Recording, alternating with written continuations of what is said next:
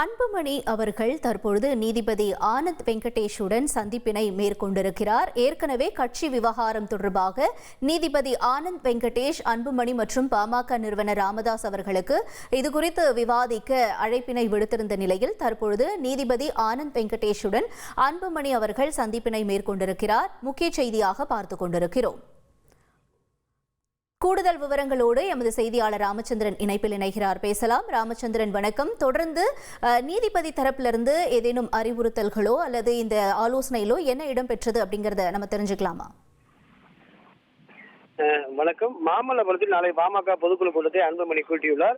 அன்புமணி ராமதாஸ் அழைப்பு விடுத்துள்ள பொதுக்குழுக்கு தடை விதிக்க வேண்டும் என ராமதாசால் நியமிக்கப்பட்ட மாநில பொதுச்செயலாளர் முரளி சங்க சார்பில் சென்னை உயர்நீதிமன்றத்தில் அவசர வழக்காக தாக்கல் செய்யப்பட்டது. இந்த வழக்கை விசாரித்த நீதிபதி ஆனந்த் வெங்கடேஷ் பாமக நிறுவனர் ராமதாஸ் மற்றும் அன்புமணி ஆகியோரிடம் கட்சி நலன் கருதி தனியாக பேச வேண்டும், ஆகியால் இருவரும் நேரில் வர முடியுமா என்ற கேள்வி எழுப்பினர். அந்த அடிப்படையில் இருதரப்பு வழக்கறிஞரை ஏற்றுக்கொண்டதை அடுத்து மாலை 5 மணிக்கு இருவரும் வரும்படி ஏற்கனவே உத்தரவாதம் கொடுத்தனர். அந்த அடிப்படையில் தற்பொழுது அன்புமணி ராமதாஸ் நேரடியாக சென்னை உயர்நீதிமன்றத்திற்கு வருகை தந்துள்ளார்.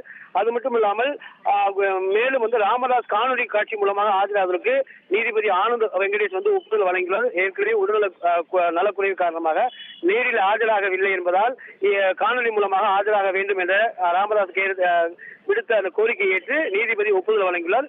சுமார் அரை மணி நேரத்துக்கு மேலாக அவர் நேரடியாக இருவரிடையும் அன்புமணியிடம் நேரடியாகவும் அதே போல ராமதாஸிடம் வீடியோ கான்பரன்ஸ் வழியாகவே அவர் ஆலோசனை நடத்துவார். அதன் பிறகு ஒரு உத்தரவு பிறப்பிப்பார் என்றும் எதிர்பார்க்கப்படுகிறது.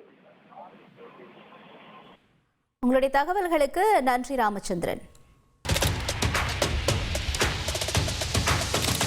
அதிமுக்கிய விவரங்களை அனைவருக்கும் புரிய வைக்கும் பாட்காஸ்ட்.